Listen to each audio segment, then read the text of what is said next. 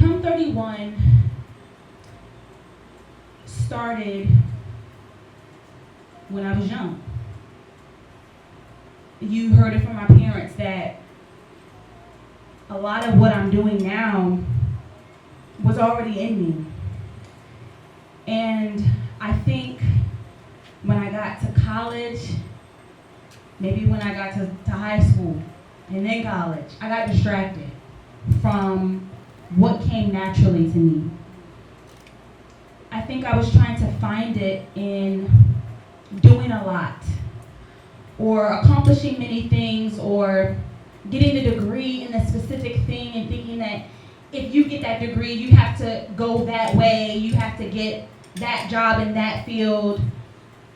And I wasn't really asking the Lord, what do you want for me to do? What are you calling me to do? And I stand here to tell you today that I have a full-time job as I am my employer is Jesus. Come on. Like, I'm the CEO, but my higher up is the Lord. You need to listen to my instruction and what I'm saying. So when I went to college and I was pursuing politics, I was really like, I want to be in the community. I want to advocate for people, which I do, I still do. But I thought, oh, I got to be in the mayor's seat to do that. I have to be, and I never wanted to be an attorney. Okay, I made that very clear. Like, I want to be boots on the ground, grassroots. Like, I don't want to be behind no desk because I'm a people person. I want to be able to connect and learn about different experience and along the lines of social work, you know. But again, I had entrepreneurship paths and I got into different things, started different businesses, beauty, hair, and I just felt like I'm getting close, but I don't know. And I think because I love what I do, it doesn't matter what I do. If I'm good at it and I enjoy it and I enjoy the people I'm around, I'm gonna stick beside you. I'm not the one that easily like, oh man, this is a lot. I'm out of here. Blowing this top I gotta go. I wasn't like that. And I would hold on to everything and I wouldn't let go. I wouldn't surrender anything. I would keep hold tight to everything.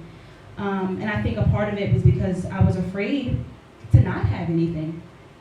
I was afraid of lack. I was afraid of not having enough. I was afraid of maybe being looked at a certain way because I didn't arrive at the destination that I had designed in my mind. And you hear me talking, I, what I thought. But I never sat down and said, Lord, I give it all to you. What do you want from me? And so I'm collecting jobs. I'm collecting careers. And I mean, really just, I had a lot of side hustles that was full time. So the 3 jobs was 1 full-time job. 9 to 5 and then 5 to 10 and then do it again and spin around. Like, I was doing all the things. And I know it's kind of cliche, but they say like, I mean, you can't, if you're a jack of all trades, you're a master of nothing. You know, like how can you, what are you gonna focus on? And so I'm collecting jobs and no shade to anyone that has employed me in this room. Okay? I still wanna work with you. But I held on and I remember when one job that I got an opportunity to do, and some may know what I'm talking about, but I'm not going to name names because that's not important. We're going to arrive at the point of all of this, but I can't say the story without talking about what I just came out of. I had a job that I thought was the one. I said, oh my gosh, I have arrived. This is my big girl job. I'm getting paid more than a Trader Joe's check. Like, I am ready to move. And that job was a lot. I was working 7 in the morning until 9 in the evening, and then I'm still a wife. And I'm coming home and giving my husband breadcrumbs. And he's like, girl, I'm hungry. I was dirty, oily. Help. But I'm making some money. Like, what's wrong? What's wrong with you? And, he was just like patient. My husband is so patient. Give it up for a patient husband.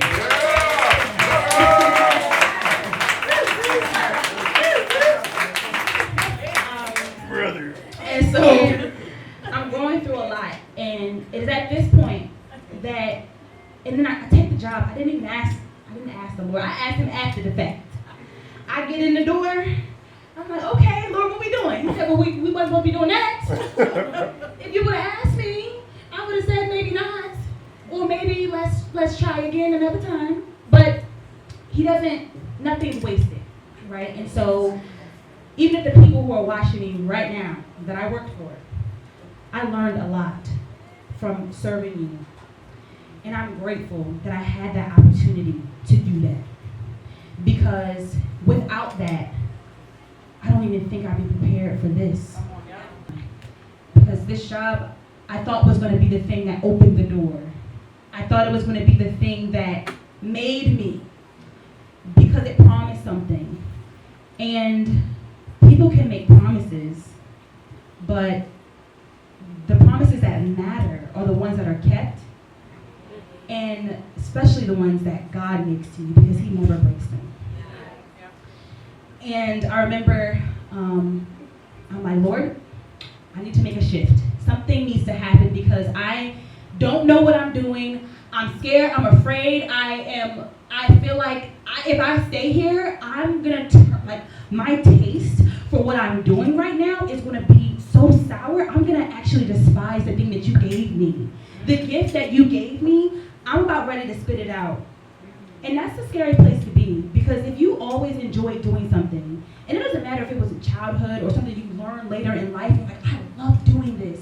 And then something or someone tries to come and snatch the taste out of your mouth, but I loved it too much to settle and to allow myself to be beat up aside the head by the enemy. And so I said, no, I'm going to fight. And so I picked up my Bible, and the Lord had me steeping in Esther. He had me steeping in Joseph, the story of Joseph. He had me steeping in the story about Nehemiah rebuilding the walls of the temple. And I'm talking to friends, people in this room I have talked to about this journey before I'd even gotten to this point. They know. You guys know what I'm talking about. The warfare and in isolation. I said, oh, where's my Bible? I said, let me crack it. No, I'm just. Oh. That's exactly. You run to the word. Keep them around. They say, oh, we got you. Get the word. They're going to carry you to the word. And I had people around me that said, I'm going to come and I'm going to help you pray. I'm going to help you break these things off of you. And I'm going to help you continue to walk in your purpose, because this isn't it yet. You haven't arrived yet. Not until God says so. And so I remember I'm going back and forth with the Lord. Do I stay? Do I go? I ain't that type of person. I told y'all I don't believe in stuff. And so this was hard. Even leaving the other jobs was hard. Y'all know. Yeah. I know.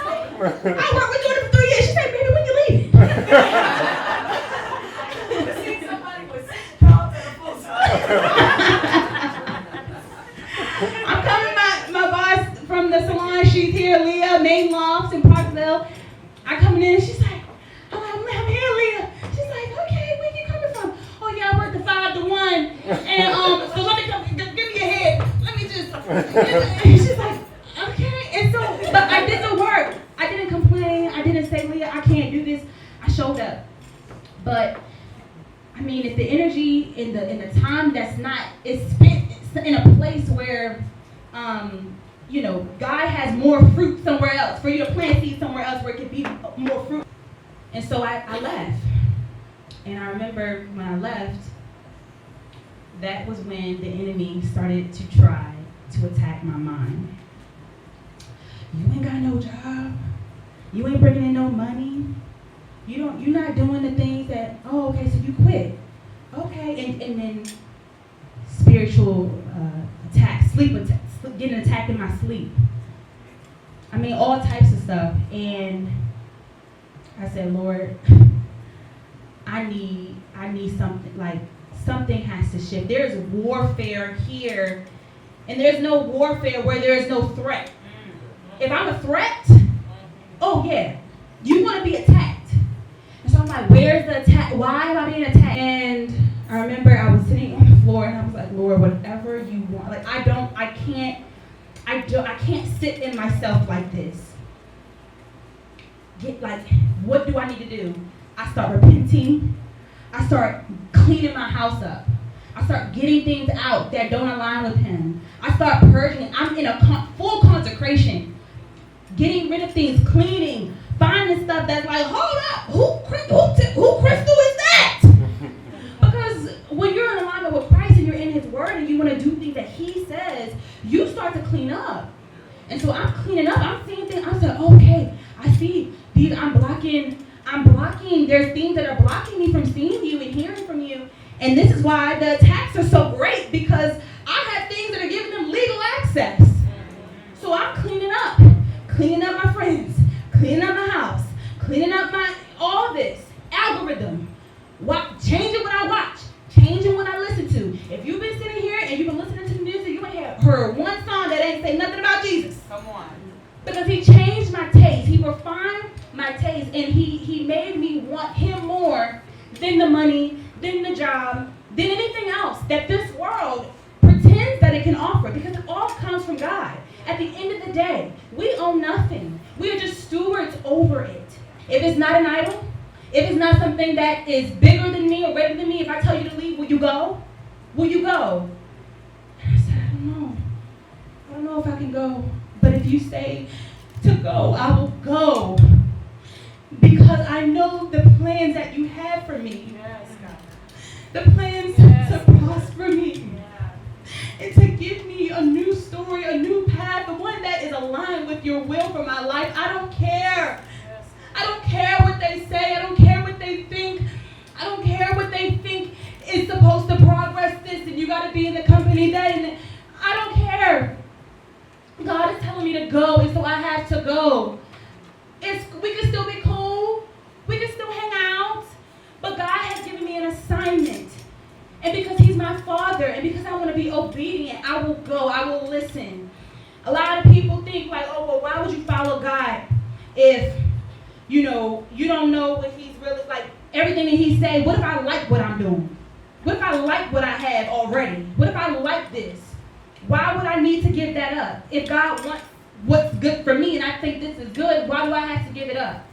Well, if you know a thing about parents will tell you, don't touch that fire, because they know something that you don't. They know that when you touch the fire, you will get burned. They know that if you keep your hand over that fire long enough, that it will be scorched. You might not have a hand anymore.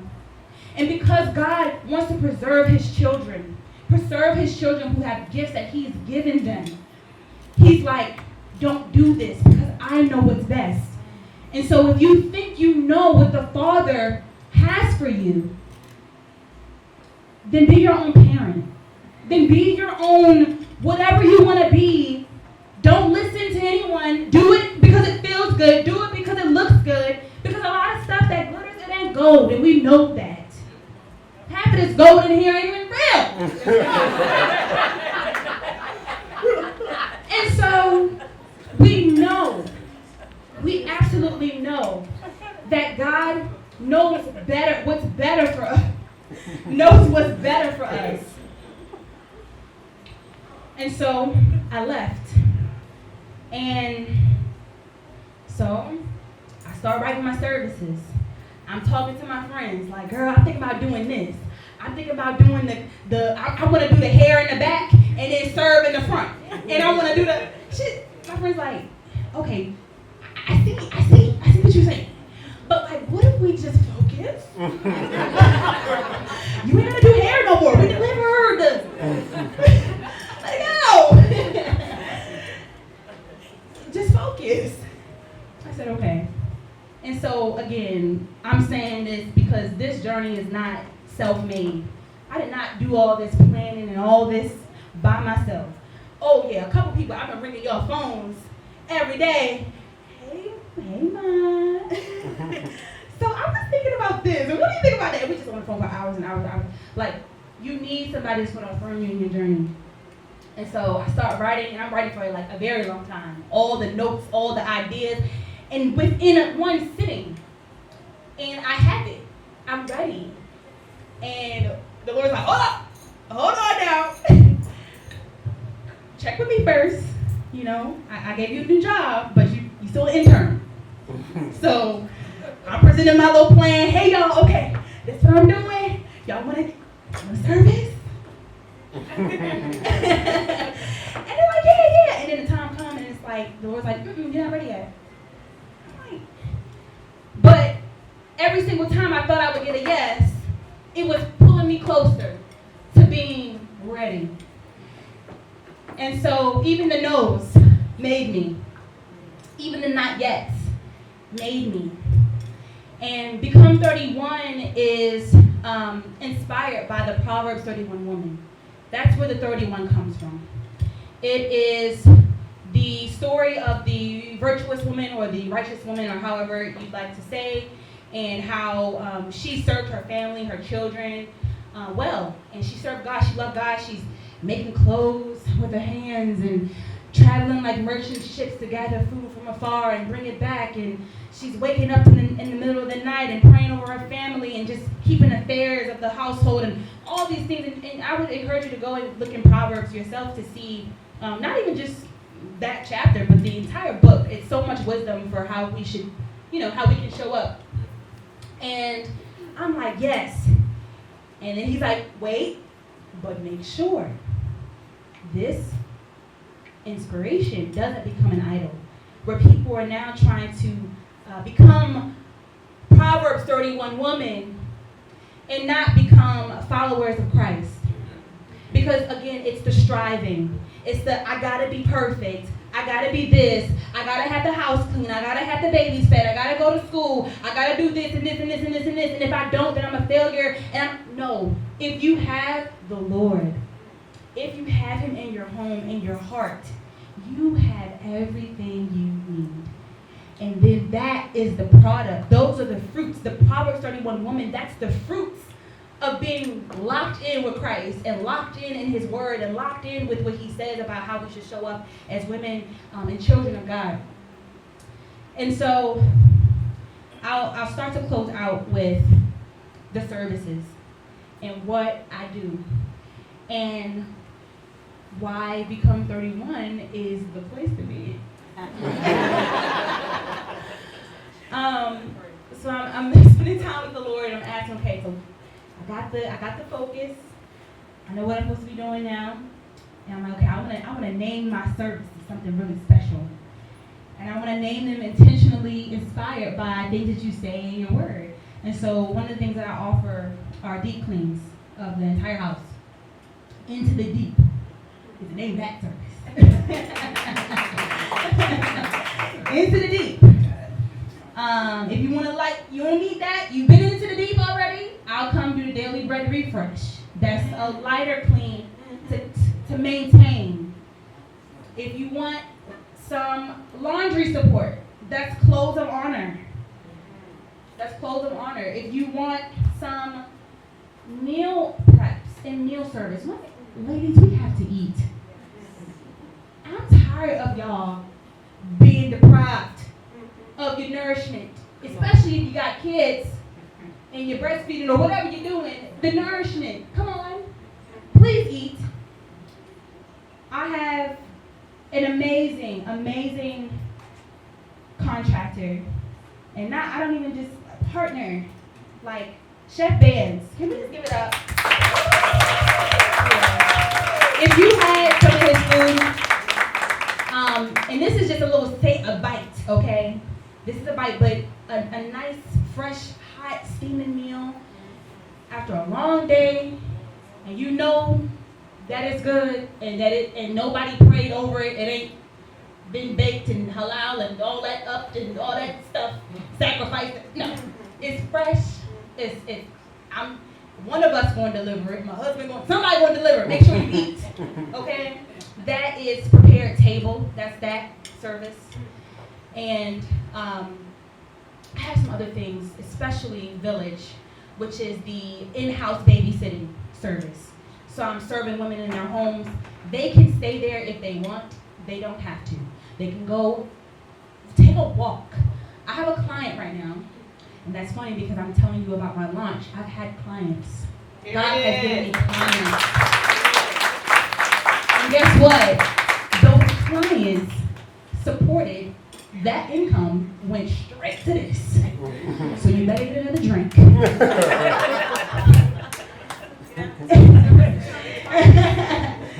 And you sit on that couch a little harder then. You take another drink, sit down a little harder. And see, I lost my thought being crazy. Okay. So, but God has given me clients. And one of my clients, she wasn't able to be here, even though she really wanted to be, but she had other things she had to do. And I go and see her family twice a week for 5 hours a day. And she's able to she's a therapist. She's able to get her some clients seen. I'm downstairs with the kids, doing a little pat rub, diaper change, eating, getting the food, ate all that stuff, and everybody taking naps and everything. And she's like, okay, girl, I'm about to go take a walk. I said, you go take that walk. You gotta walk, Mary. I'm walking.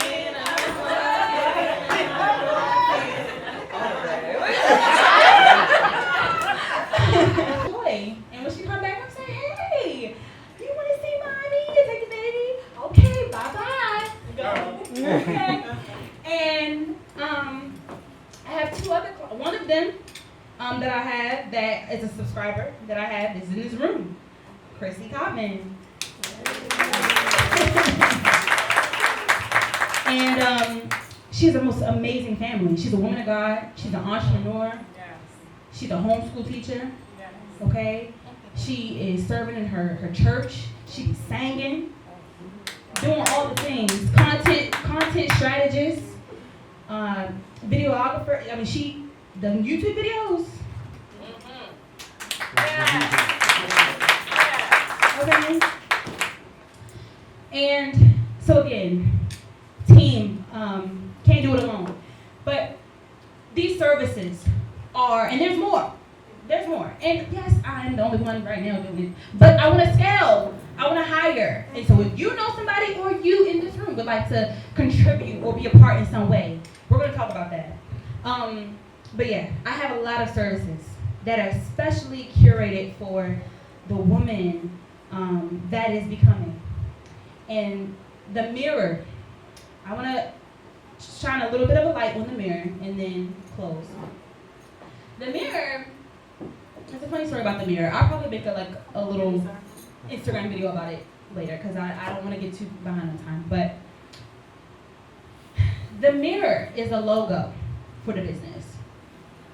And the mirror symbolizes who you see. Who you see in the mirror. Who you are becoming. Who you see when you look every day, you look in the mirror and you say, God, who am I? Who am I in you? And he affirmed, in that moment, he's like, well, you're my daughter. You're my daughter, and I have things for you. You're beautiful. You're fearfully and wonderfully made. I mean, I can go on, and he can go on, and it says it in the Word.